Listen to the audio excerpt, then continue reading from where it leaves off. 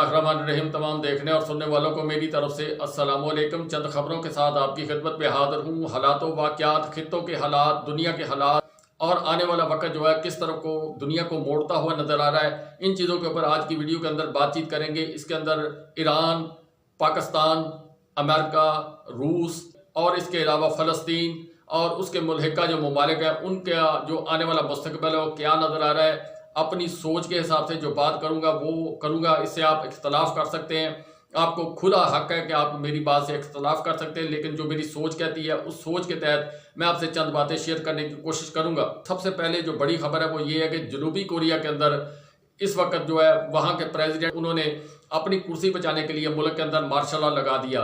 वहाँ के लोग जो है वो सड़कों पर निकले और उन्होंने जो मंजरनामा तुर्की के अंदर पेश हुआ था कभी तैयब उर्दगान की हुकूमत बचाने के लिए, अब इस वक्त जनूबी कोरिया के अंदर लोग जो है वो सड़कों पर निकले हुए हैं और वहाँ पर लोग प्रोटेस्ट करते हुए नजर आ रहे हैं कि हमें ये मार्शल लॉ कबूल नहीं है। जो वहाँ की हुकूमत के नुमाइंदगान हैं, अपोजिशन के नुमाइंदगान हैं, वो आवाम के साथ खड़े हो गए और सदर साहब के फैसले को उन्होंने रद्दी की टोकरी के अंदर डाल दिया। तैयब उर्दगान जो उम्मत मुसलमान के अंदर एक अहम मकाम रखते थे, अब उनका जो सूरज है वो इक़्तिदार का सूरज वो गुरूब होता हुआ नजर आ रहा है। चंद एक अहम फैसले उन्होंने किए हैं जिसकी वजह से उनको पहले बल्दियाती इलेक्शन के अंदर शिकस्त हुई और उसके बाद अब जो हालात व वाक़यात हैं वो भी डबल विकेट खेलते हुए नजर आ रहे हैं। कभी वो दफा करते थे उम्मत मुसलमान का, अब जो हालात व वाक़यात शाम के अंदर हैं उन मामलात को मद्देनजर रखते हुए और चंद चीज़ों को और मद्देनजर रखते हुए तैयब उर्दगान को सदर प्यूटन साहब ने डायरेक्ट फ़ोन किया और उनको मतनबा किया कि जो कुछ आप कर रहे हैं, जो पॉलिसियाँ आप इस वक्त अख्तियार कर रहे हैं वो ठीक नहीं है और ना हमारे मफादात जो हैं वो इस चीज़ की इजाज़त देते हैं। हमारी और आपकी दोस्ती के अंदर दरार पड़ेगी और दरार पड़ने के साथ साथ हमारे मफादात का टकराव होगा, जिसकी बिना पर आने वाले वक्त के अंदर हम कोई भी फैसला लेने पर मजबूर हो जाएंगे। ये प्यूटन साहब के जो ज़राए के मुताबिक खबर है, उन्होंने जो वार्निंग जारी की है तैयब उर्दगान साहब के लिए कि जो आप शाम के अंदर स्टांस लेते हुए नजर आ रहे हैं और जो फ़लस्तीनियों के हकूक़ को सल्ब करने के लिए, जो हमास के लोगों के हकूक़ हैं उनको सल्ब करने के लिए आप जो किरदार अदा कर रहे हैं, खामोशी से अदा कर रहे हैं या उसको खुले आम कर रहे हैं, वो ना रूस की पॉलिसी है, ना फ़लस्तीन की पॉलिसी है, ना हमास की पॉलिसी है, ना ईरान की पॉलिसी है। जहाँ पर तैयब उर्दगान साहब को प्यूटन साहब ने ये वार्निंग जारी की है, वहाँ पर ईरानी वज़ीर ख़ारजा जो ईरान के सुप्रीम कमांडर आयतुल्लाह उनकी हदायत के ऊपर वज़ीर ख़ारजा साहब जो है उन्होंने एक मैसेज तैयब उर्दगान साहब को कन्वे किया और उस मैसेज के अंदर उन्होंने जो बातें प्यूटन साहब ने कही हैं उससे मिलती जुलती कही हैं। जो इस वक्त हालात व वाक़यात कुछ तब्दील होते हुए नजर आ रहे हैं और उन तब्दीलियों के असरात ईरान पर क्या आएंगे, पाकिस्तान पर क्या आएंगे और फ़लस्तीन पर आने वाले दिनों के अंदर क्या होंगे, यूक्रेन पर वो हालात किस तरीके से जो असरअंदाज होंगे।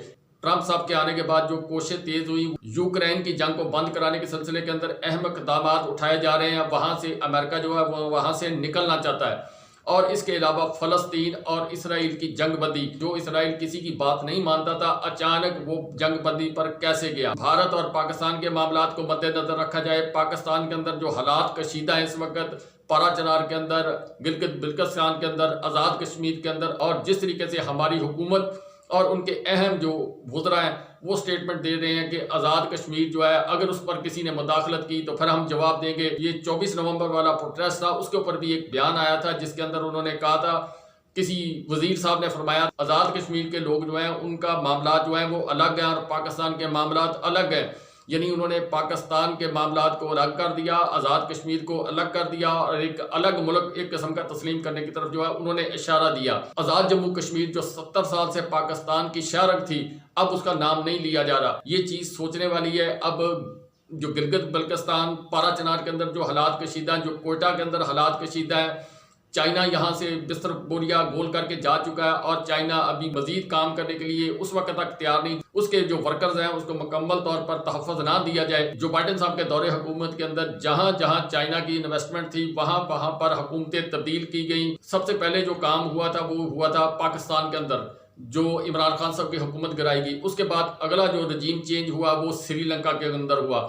उसके बाद फिर पाकिस्तान के बाद और इस श्रीलंका के बाद जो बारी आई वो आई बांग्लादेश के अंदर। अब इन सारी चीज़ों को अगर मद्देनजर रखें, इसराइल और फ़लस्तीन की जंगबंदी, यूक्रेन से हाथ खींचना अमेरिका का, ये सारी चीज़ें बता रही हैं कि अमेरिका अब स्पेयर होना चाहता है वहाँ से तमाम मामला से और अपनी तवज्जो एक जगह पर मरकूज़ करना चाहता है और एक फ़ैसला करना चाहता है। इसराइल क्या सोच रहा है? इसराइल ने बारहा दफ़ा जो है ईरान के ऊपर जारहियत करने की कोशिश की, लबनान के ऊपर जारहियत की, शाम के ऊपर इस वक्त वो जारहियत करता हुआ नजर आ रहा है। और इसके साथ साथ अफगानिस्तान के अंदर जो इस वक्त मौजूदा हुकूमत है ये अमेरिका की पसंदीदा नहीं है। और इसका टास्क किस मुल्क को दिया गया? क्या भारत को दिया गया? क्या पाकिस्तान को दिया गया? कौन कौन से मुल्क हैं जो इस वक्त अमेरिका की पॉलिसी के ऊपर अमल करते हुए नजर आ रहे हैं? भारत वो अपने मकासद हासिल करेगा, क्यों? उसका बहुत सारा स्टेक जो है गिलगित बल्तिस्तान, पारा चनार के अंदर है।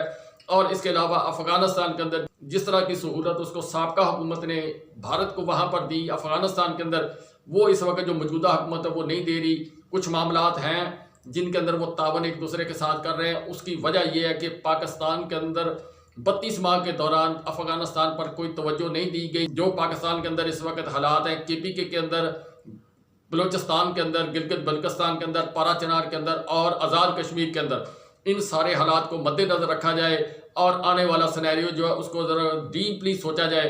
तो जो ख्वाब है अमेरिका का वो है कि चाइना का सी पैक उसने तबाह करना, ईरान को उसने सबक सिखाना। ईरान एक एटमी ताकत बन चुका है। इन सारी चीज़ों का अगर मद्देनजर रखा जाए, पाकिस्तान के अंदर रजीम चेंज करना, इस खत्ते के अंदर मुख्तलिफ ममालिक के अंदर रजीम चेंज करना, चाइना को कंटेन करना, आने वाले दिनों के अंदर भारत का किरदार क्या होगा, ये बहुत सोचने वाली बात है जो मैं अब करने लगा हूँ। ये मेरी प्रेडिक्शन है, इसके ऊपर मैं कोई हतमी राय नहीं हो सकती कि ये ऐसे ही होगा। ये मेरी सोच कहती है जो मैं आपके साथ शेयर करना चाहता हूँ।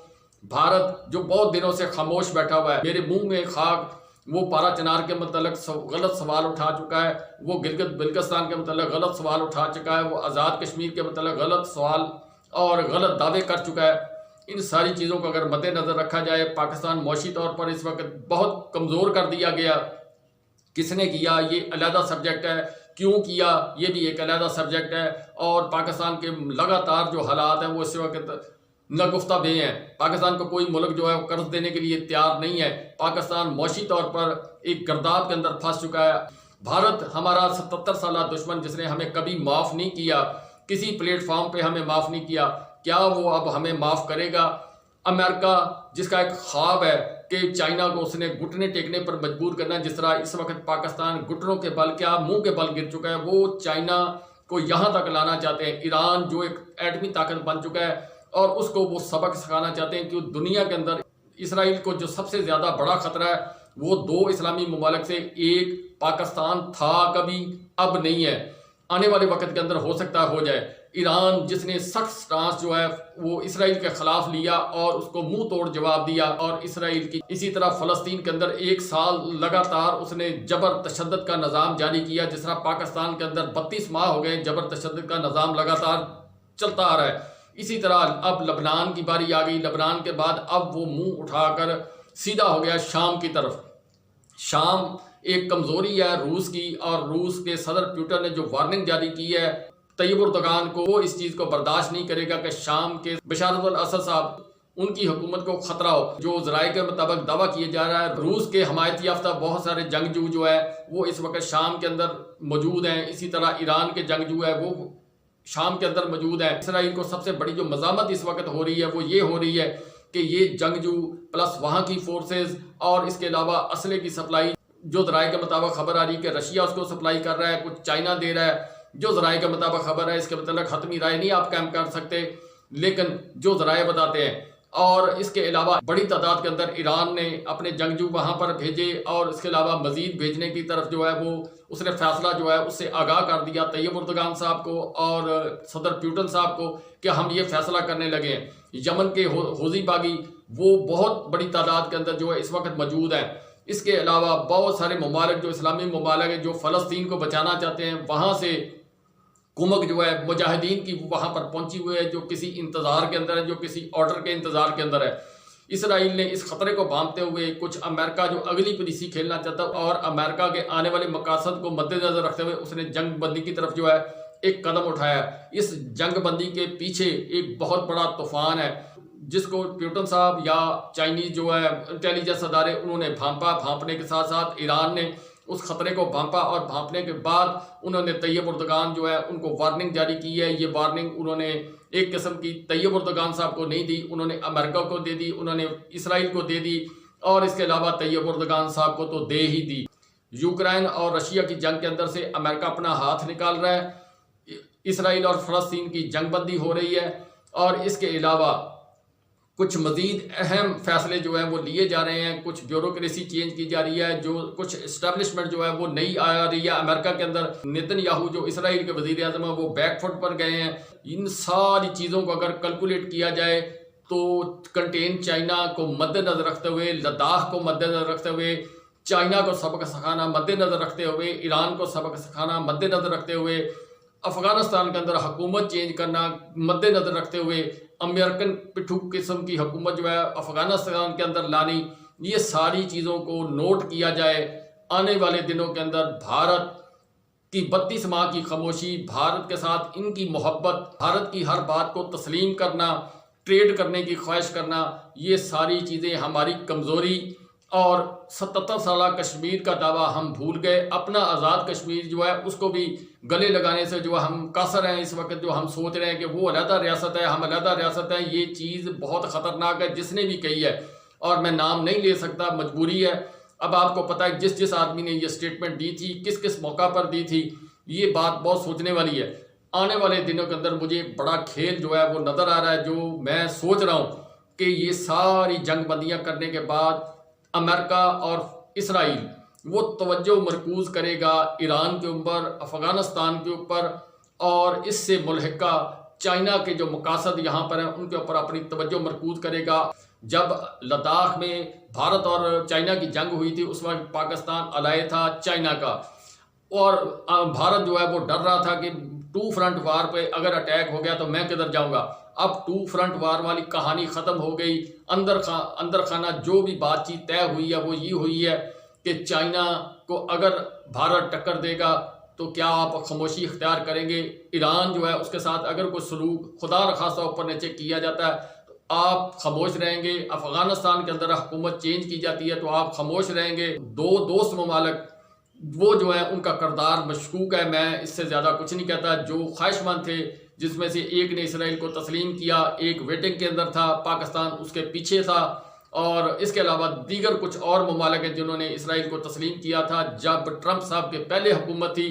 और उस वक्त सबसे जो है डील ऑफ सेंचुरी का शोर जो है वो ट्रंप साहब इलेक्शन जीतने के लिए डाल रहे थे, लेकिन ट्रंप साहब उस वक्त इलेक्शन हार गए, वो ख्वाब अधूरा रह गया। अब ट्रंप साहब दोबारा आए हैं और आने के बाद कुछ मकासद उनके होंगे, जिस तरह की स्टेटमेंट वहाँ से आ रही है। इसलिए ये सोचना पाकिस्तानियों का काम है, पाकिस्तान के अदारों का काम है जो सोच रहे होंगे, और पाकिस्तान के 25 करोड़ अवाम के सोचने का टाइम है कि हम किस अंधेरी गली की तरफ जाएंगे, हमारे मुल्क का मुस्तकबिल क्या होगा। ये बहुत अहम चीज़ है सोचने वाली। और ये जो हुक्मरान है, जो इस वक्त गुलदस्ता है जो ऊपर बैठा हुआ है, ये वही करेंगे जो वो चाहेंगे, जहां इनकी दौलत पड़ी हुई है, जहां इनके मुफादात हैं। और इसके अलावा इसकी एक मिसाल, पहले जिस तरह ये पहला ग्रुप था मफाहमत वाला, तो पाकिस्तान के अंदर, अफ़गानिस्तान के अंदर ड्रोन अटैक, हमले, हर चीज़ हुई। इन्होंने असम्बलियों के अंदर खड़े होकर मजम्मत की, मगर उनको कहा सर आप लगे रहें। अब ये सारी चीज़ें मैंने कोशिश की है आपको बयान करने की। आने वाले दिन जो है पाकिस्तान के मौशी हालात भी अबतर, और उसके अलावा पाकिस्तान के खारजी महाज के ऊपर भी ख़तरात पाकिस्तान के ऊपर मंडला रहे हैं। इन सारी चीज़ों के अंदर पाकिस्तान कहाँ खड़ा होगा? पाकिस्तान उम्मत मुसलमान के लिए खड़ा होगा या सहूनी ताकतों के लिए खड़ा होगा? ये सवाल अपने दिमाग के अंदर सोचें और उसके बाद फैसला करें। क्या आपका दिमाग कबूल कर रहा है? क्या आपका दिमाग ये सोच रहा है कि ये उम्मत मुसलमान के लिए खड़े होंगे? तो ठीक। अगर आपका दिमाग सोच रहा है कि नहीं ये दूसरी तरफ जाएंगे, तो फिर भी जो है आप कोशिश करें, कमेंट्स के अंदर जो है अपने राय देने की कोशिश करें। ये मैंने एक समझे सर्वे करवाया आपसे, आप अपनी राय ज़रूर इसके अंदर दें कि आपका फ़ैसला क्या है। अल्लाह पाक सबका मुहाफ़िज़।